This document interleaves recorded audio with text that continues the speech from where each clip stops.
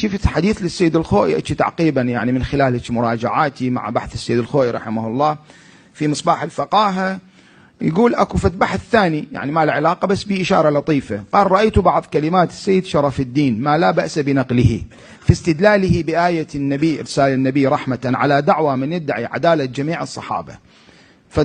يعني خارج البحث، لكن فد كلمة لطيفة للسيد الخوئي هو رحمه الله، يقول: حيث أجاب عن قول العامة بأن أصحاب الرسول صلى الله عليه وآله كلهم عدول، بأنه لو كان كذلك لزم القول بأن وجود النبي صلى الله عليه وآله كان موجبا لفسق بعضهم ونفاق الآخر. يعني لما النبي كان موجود كان أكو منافقين، لما مات النبي صاروا كلهم عدول، هيك الدعوة تكون.